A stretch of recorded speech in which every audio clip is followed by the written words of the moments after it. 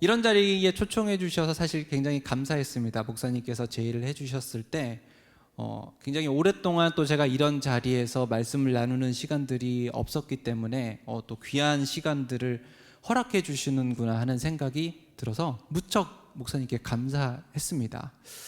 그런데 이제 그 감사한 와중에 한 가지 좀 유감스러웠던 건, 제가 며칠 전에 개인적으로 목사님들 퇴임식에 다녀올 일이 있었습니다. 근데 40년, 50년 목회를 하시고 퇴임하시는 목사님들이 자신의 40년의 지난 사역을 돌아보면서 후배들한테 권면을 하시는데 이렇게 말씀하시는 겁니다. 야, 성도들 시간 착취하지 마라. 글 짜집게서 설교하는 거 거기에 생명 없다 라고 은퇴를 하시는 목사님이 이제 후배 목사님들한테 그런 이야기 딱 하시는 겁니다. 제가 그 얘기 듣고 말씀드렸다시피 제가 코로나 이후로 한동안 설교를 안 했다고 말씀드렸잖아요. 그러니까 저는 설교자로서 좀 자유롭지 않습니까? 그래, 맞아. 설교자들 회개해야 돼. 반성해야 돼. 설교를, 생명 없는 설교를 전하면 어떡해 라고 막 속에서 이제 그래 맞아 라고 얘기하고 있는데, 마침 그때 목사님이 딱 저에게 연락을 주신 겁니다.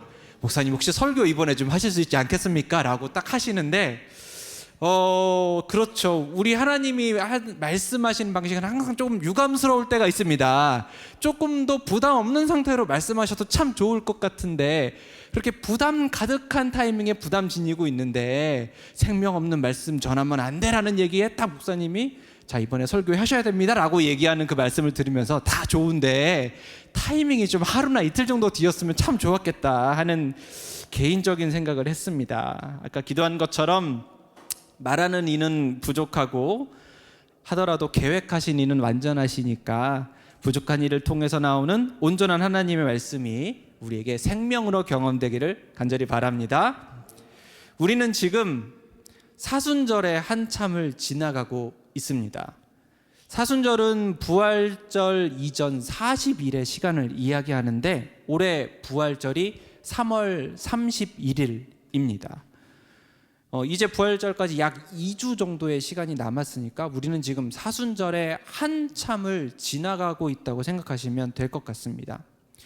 부활절은 주후 325년 니케아 공의회에서 부활절이 공인된 이후로 지금 약 1700여 년의 시간이 흐르는 동안 그리스도인들은 이 부활절을 앞에 두고 시대와 상황에 따라서 다양한 형태로 사순절을 지켜왔습니다. 개인적으로도 매번 사순절을 맞으면서 다양한 묵상의 지점들을 경험하게 되는데, 올해 사순절을 맞아 특별히 생각하고 묵상하게 되었던 하나의 표현이 있습니다. 그 표현은 바로 기쁨 어린 슬픔이라는 표현입니다.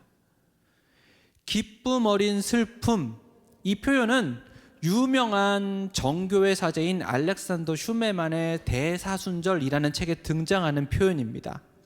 오늘 우리는 이 표현의 도움을 받아서 사순절의 한 자리에 있는 우리를 하나님께서 어떻게 인도하시는지를 함께 나누는 시간이 될 것입니다. 오늘 우리가 함께 들었던 말씀은 사순절의 본질에 대해서 이야기합니다. 사순절의 본질은 무엇일까요?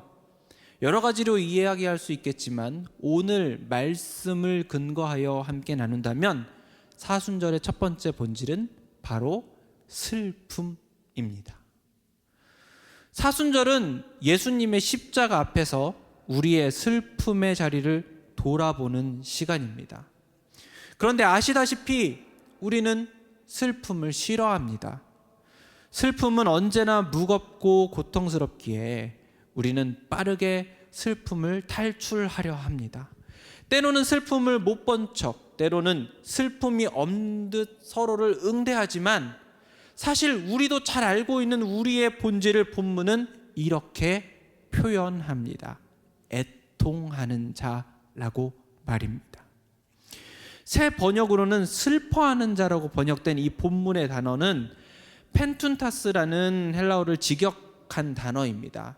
이거를 직역하자면은 마음이 상한 자라고 번역할 수 있는데, 죄와 사망의 권세 안에서 상처 입은 우리의 본질은 바로 슬픔이라는 것을 우리는 오늘 단어를 통해서 다시 한번 생각해 볼 수 있습니다. 그러나 무겁다고 아프다고 해서 이를 회피해서는 안 됩니다.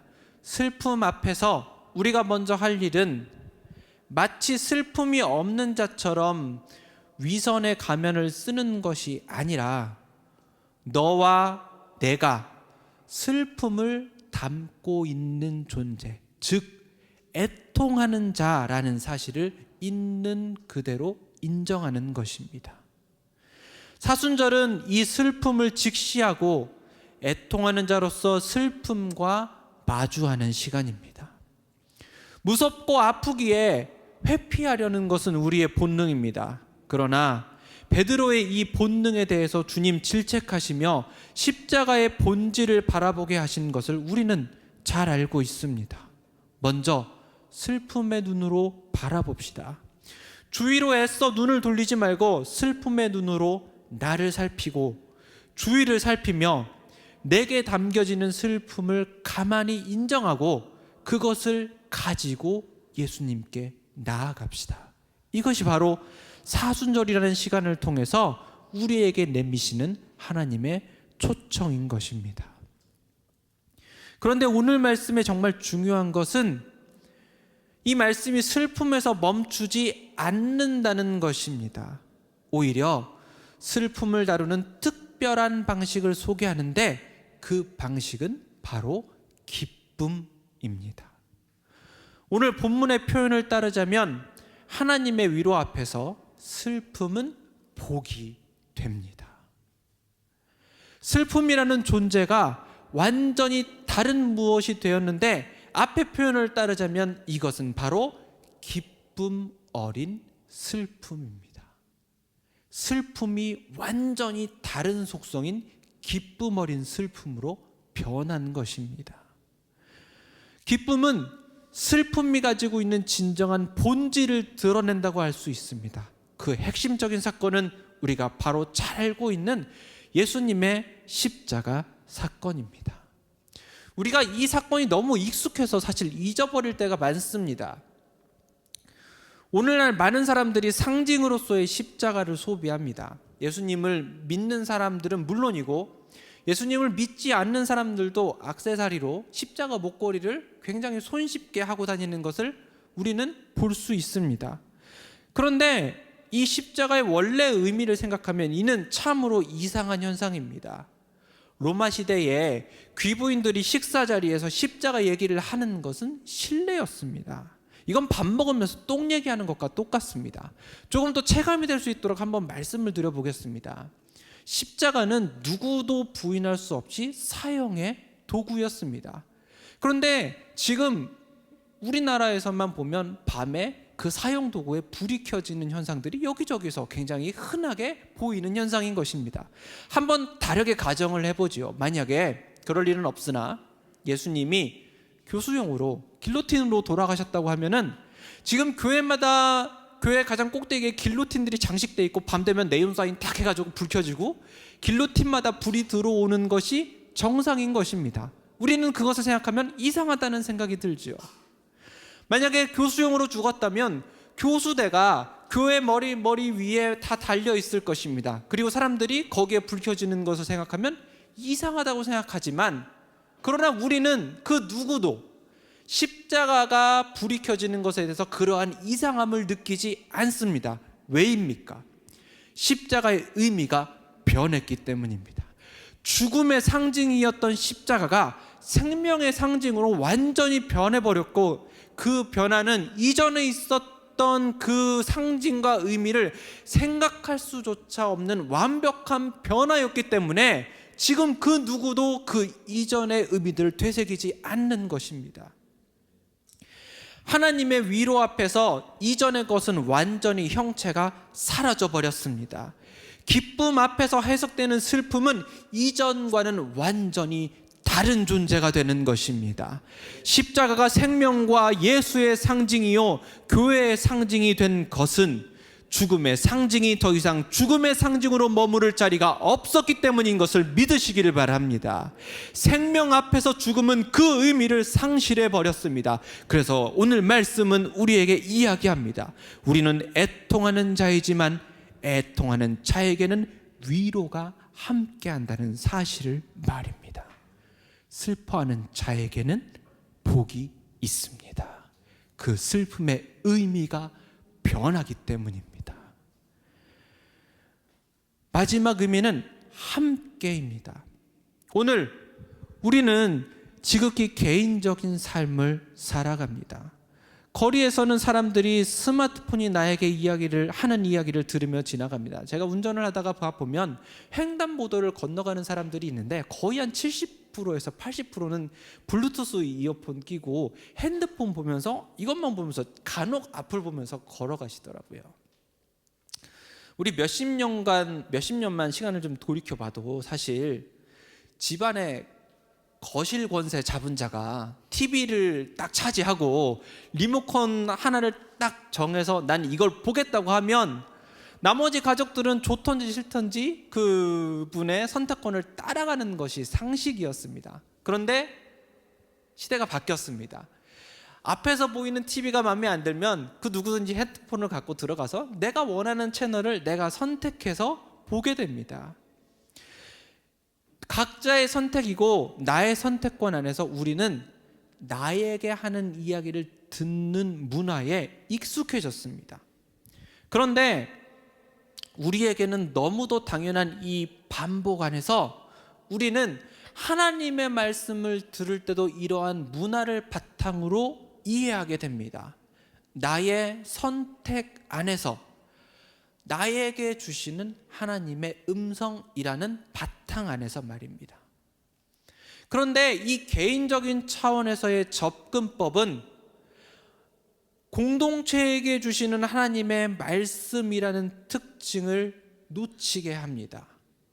공동체에게 주시는 주님의 음성이라는 주의 말씀하심의 특성을 놓치는 문화 속에서 우리가 지금 살아가고 있는 것입니다.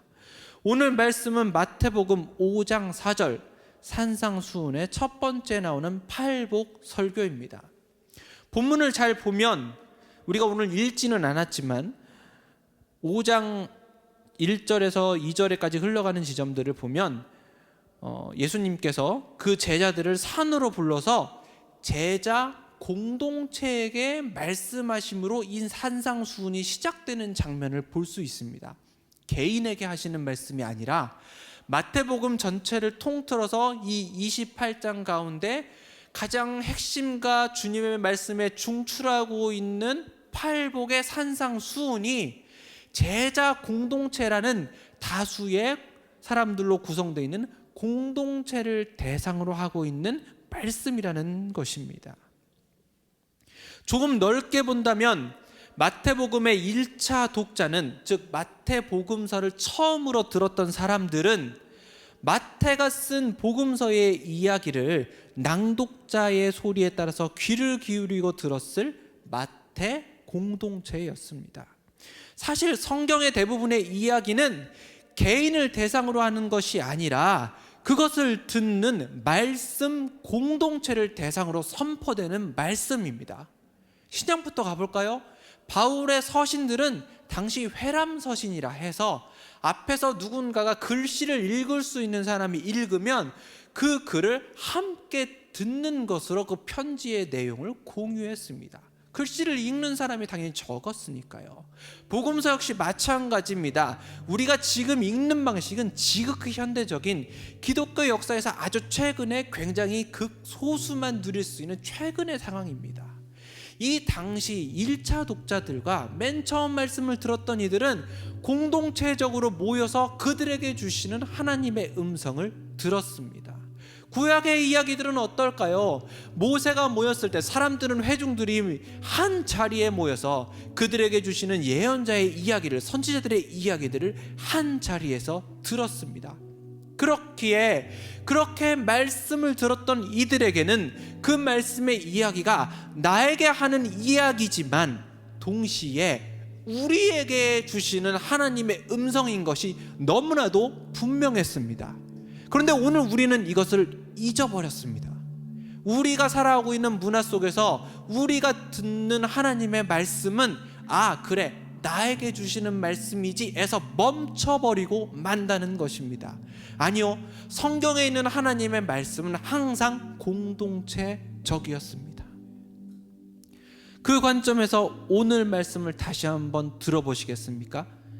이 말씀을 개인적인 차원에서 듣는 것과 공동체적으로 듣는 것은 완전히 다른 이야기로 들립니다.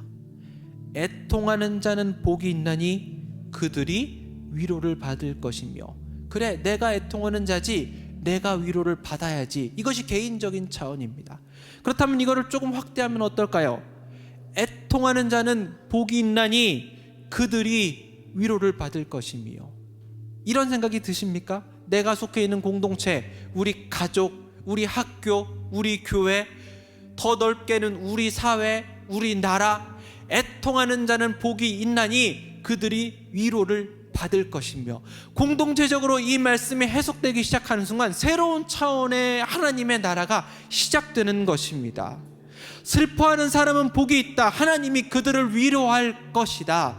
내 차원에서 멈추는 하나님의 말씀이 아니라 나를 통해서, 내가 속해 있는 작은 공동체를 통해서 하나님의 위로가 펼쳐지는 하나님의 사역을 상상하면서 이것을 듣게 될 때에 우리는 놀라운 하나님의 역사를 경험하시게 될 것을 믿습니다. 나에게서 너로, 너에서 우리로, 우리에서 교회로, 교회에서 세상으로 더 넓은 우리를 향해 하나님의 나라는 지금 이 시간을 통해서 확장되고 있는 것입니다. 사순절 기도의 자리에 모인 우리에게 오늘 말씀은 마땅한 기도의 방향을 알려줍니다. 그래서 오늘 설교의 제목이 우리 함께 기도합시다 입니다. 우리가 무엇을 위해서? 나를 위해서만 기도하는 것이 아니라 우리가 마땅히 기도해야 할 우리를 위해서 함께 기도의 자리로 나아가자는 것입니다. 기쁨 어린 슬픔의 눈으로 우리를 향해서 함께 기도합시다. 나의 슬픔에 함몰되지 말고 기쁨 어린 슬픔의 눈으로 너의 슬픔을 위해, 그리고 우리의 슬픔을 위해 우리의 기도가 하나님의 말씀을 따라 확장되는 축복이 있기를 소망합니다. 우리 함께 찬양하고 계속해서 기도의 자리로 나가도록 하시겠습니다.